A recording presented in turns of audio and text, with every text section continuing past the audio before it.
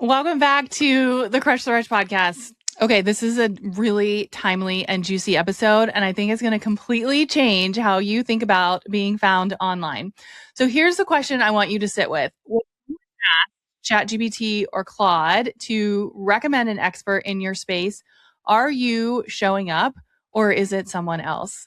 So my guest, Gloria Chou, is back on the podcast. She is an award-winning PR strategist, a former U.S. diplomat, and the host of Small Business PR podcast. And she's helped small business owners just like you earn over 1 billion, that's B with 1 billion, organic views and land features in Forbes, Vogue, Oprah's Favorite Things, and more without big budgets and insider connections. So right now, she is one of the leading voices on something that is changing faster than most of us can keep up with. And that is how AI decides who to recommend, who to trust, and who to skip right past. And so inside this episode, we are getting into exactly what it takes to get found in the AI first world in PR and what to do in the next 90 days to make it happen. Let's get into it.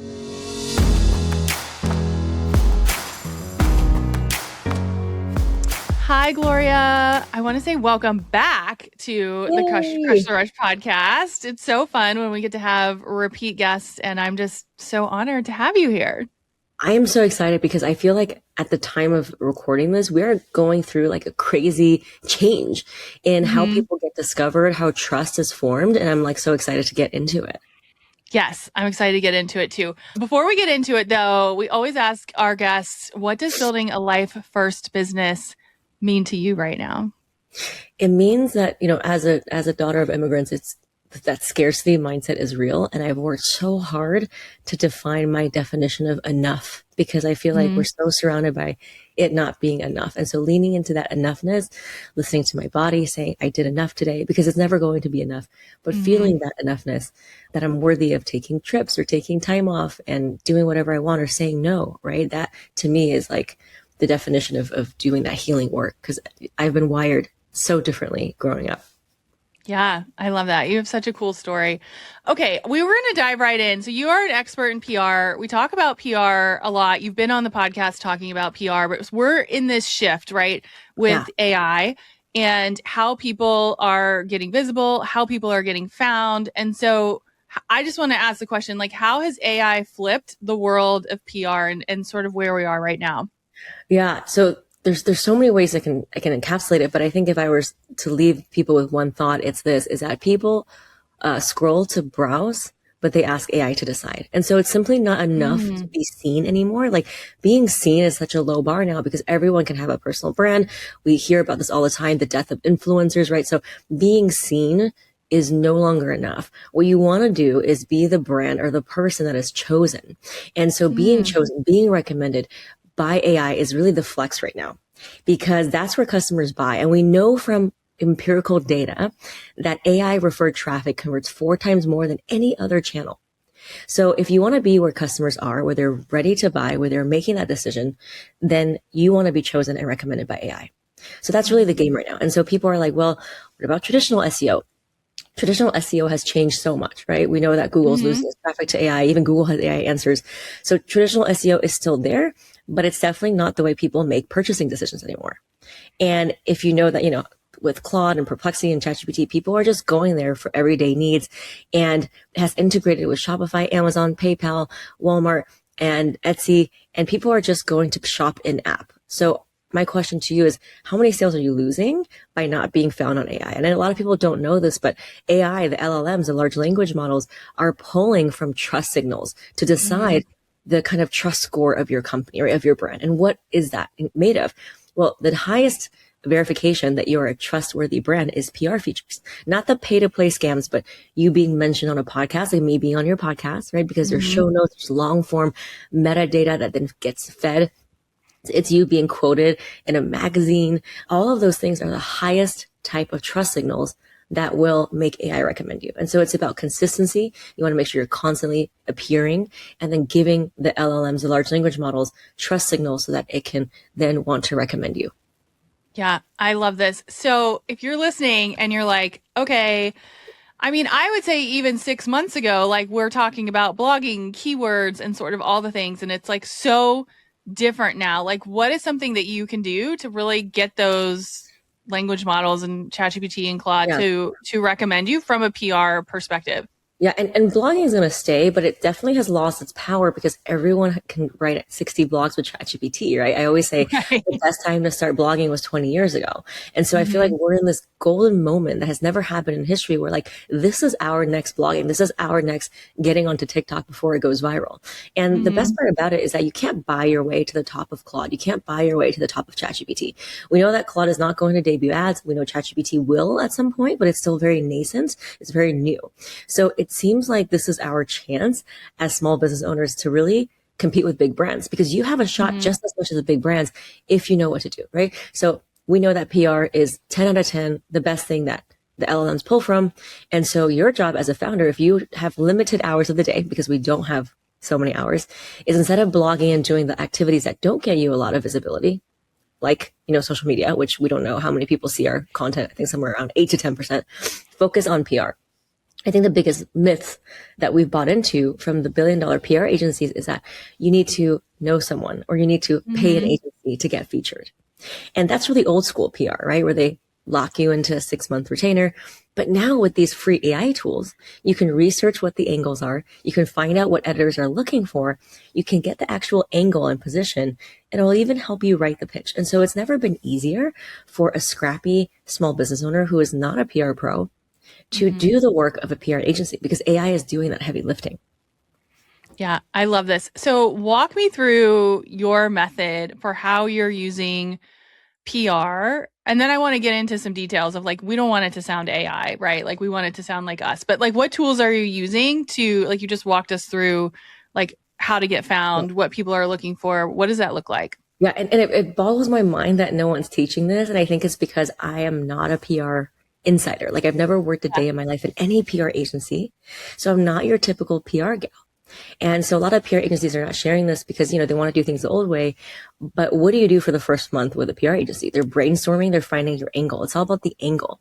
The journalist doesn't want breakthrough, innovative, like everything is a remix, right? Even like water is being reinvented. You've heard of the brand Liquid Death. So if they can reinvent water or not, repackage it, you don't have to do something new. So it's not about being new or being the best or I need 1 billion followers, right? Journalists don't care about that. They want to know what is relevant for this season. And there's a tool called Perplexity.ai, which is free, by the way, which is the best tool to find what's relevant. And so Perplexity positions your pitch. It finds the angle. And then you can just pull that into ChatGPT to do the writing. So the next question is, well, what's the difference between Perplexity and ChatGPT? ChatGPT is not good for going out into the universe and finding real-time information. I think it's trained on up until 2022 or 2023, right? So Perplexity has replaced Google for me in so many ways in that it goes out and finds the trends, the consumer insights, what editors are looking for, what your competitors have done. You can do competitor research and say, I want to be kind of like this person's career. How many podcasts have they been on? Can you give me some podcasts that they've been on? Or for someone like me, I'm like, I love Holly. I think she's amazing. Can you come up with 10 more podcasts that are accepting guests similar to Holly that I can speak on, right? So Perplexity is great for research. It is the best real-time information gathering tool. So you want to type into Perplexity a simple prompt like, I am an expert on XYZ. Here's my website, www. Right? Please scan my website for context and imagery. And I want to be on more podcasts, let's say, right? Can you find some specific and relevant podcast topics that connect to my work that would make me an appealing guest? Boom. Within 1 second, it scans your website and it ties it to all the common themes that are trending right now in podcasting. And then it gives you a list of angles with the actual data point or citation. And that is so powerful because you're no longer guessing what my angle is.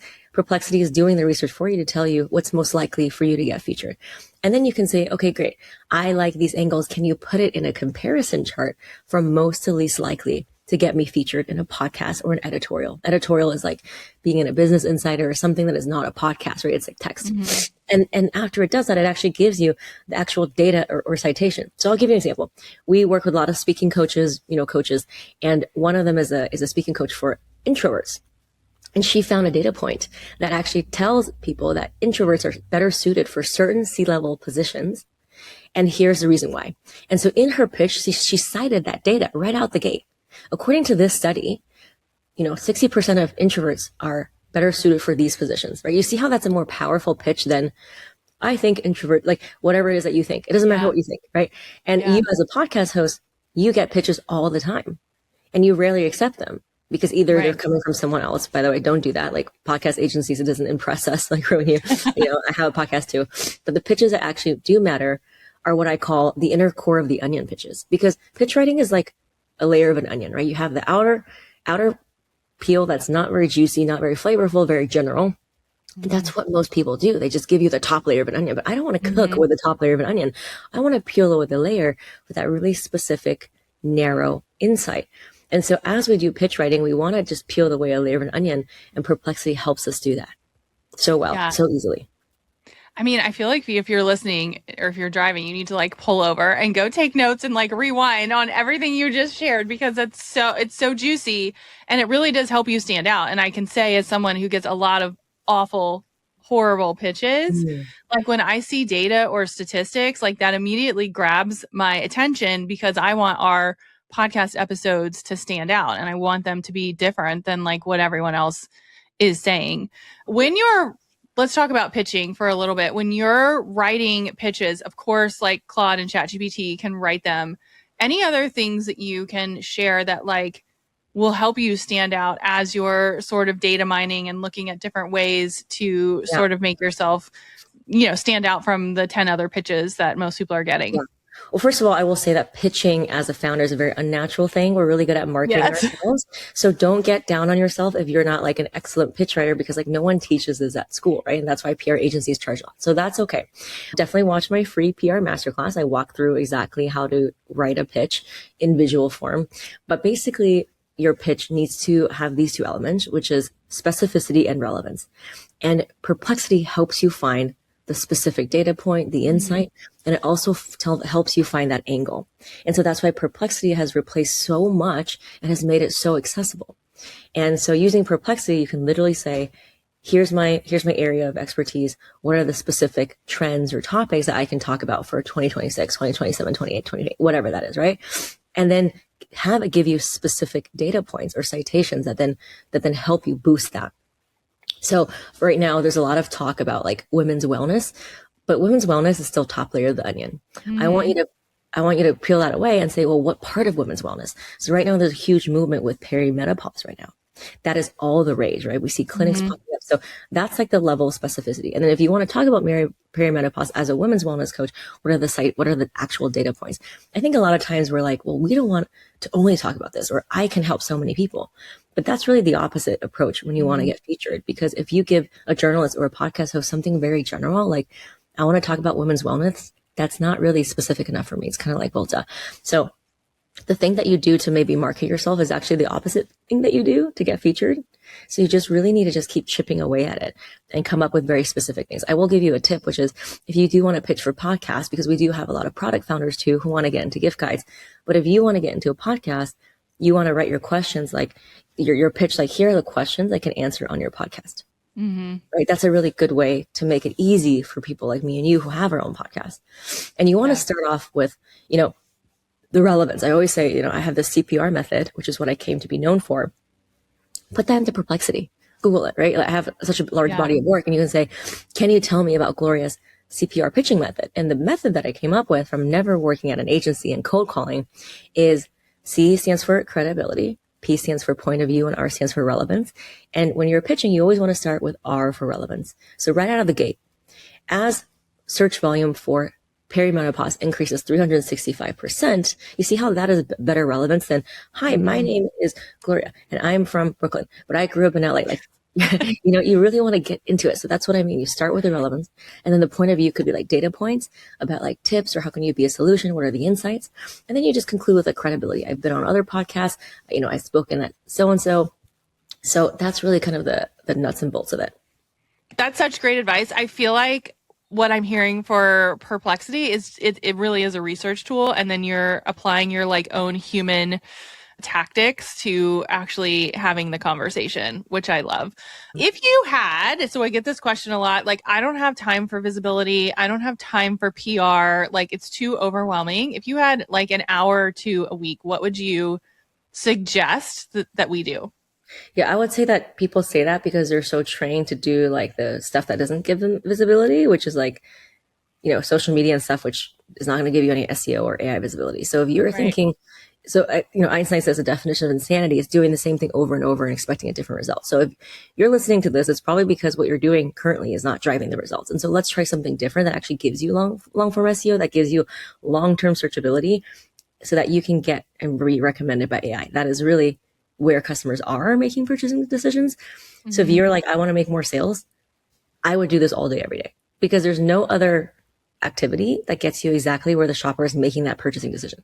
We know that AI traffic converts 4 times more than any other platform and any other organic or paid.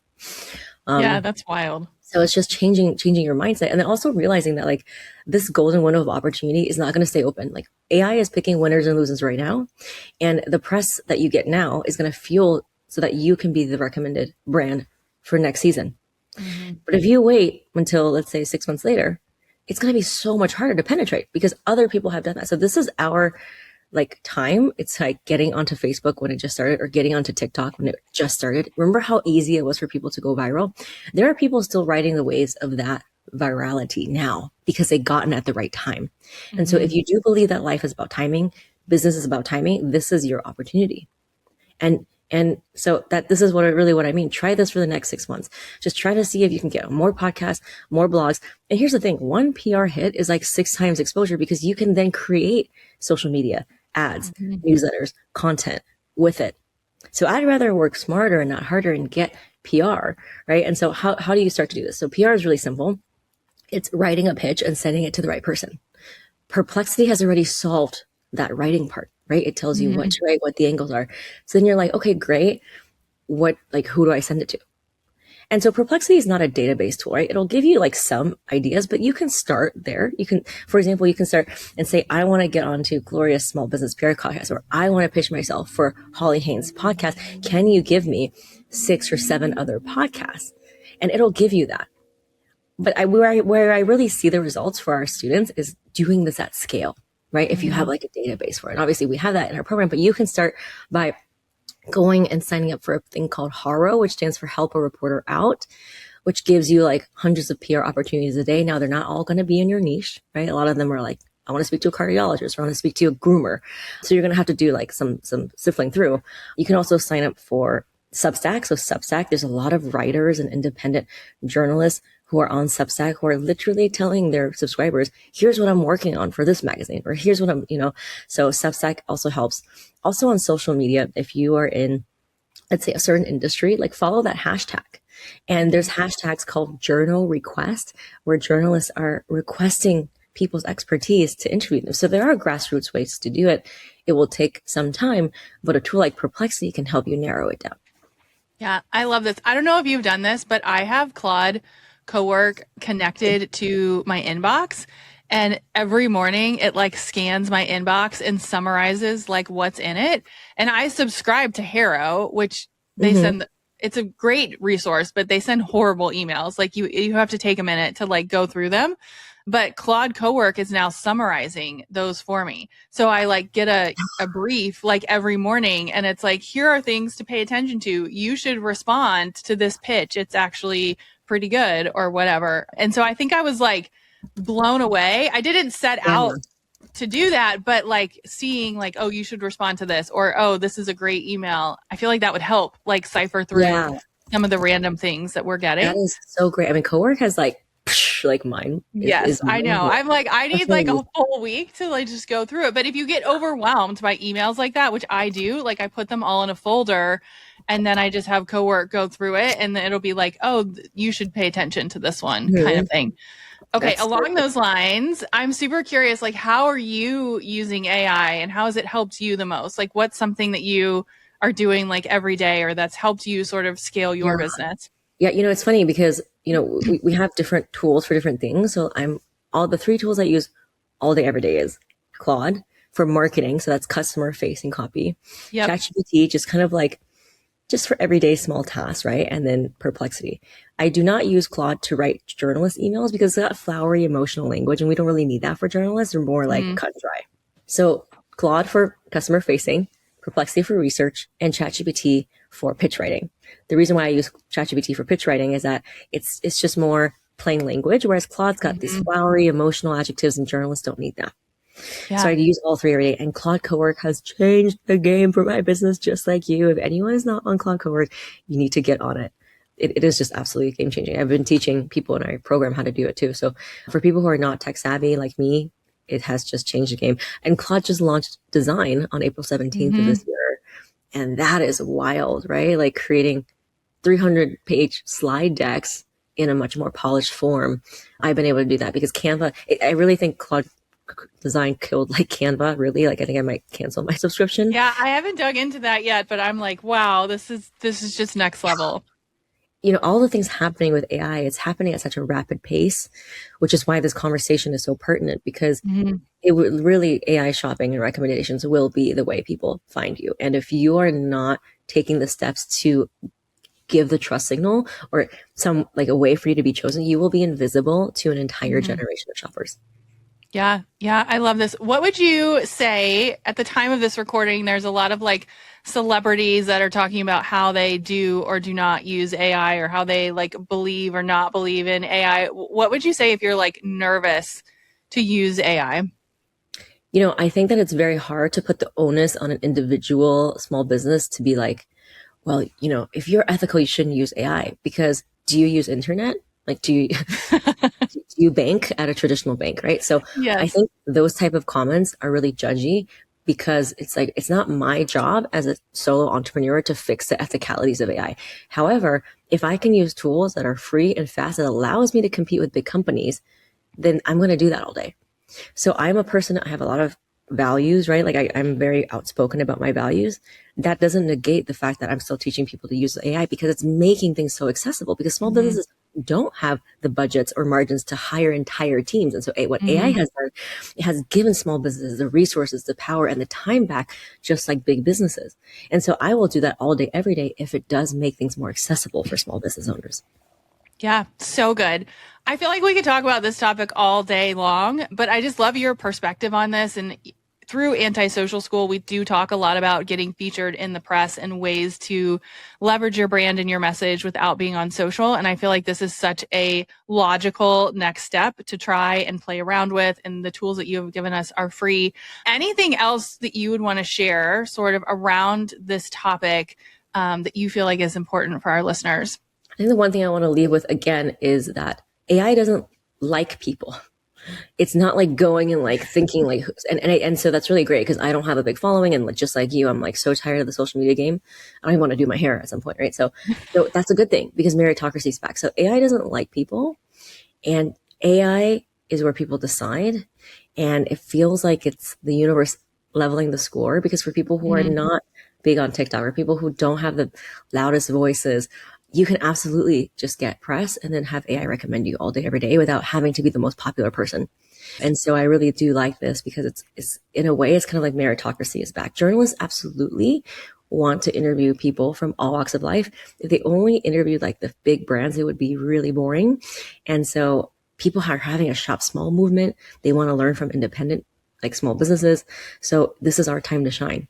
And so it's up to you now with this information that you have, whether or not you're going to take action, but with or without you, shoppers are going to find products and people on AI. And the question you just have to ask yourself is how many sales am I losing by not being recommended?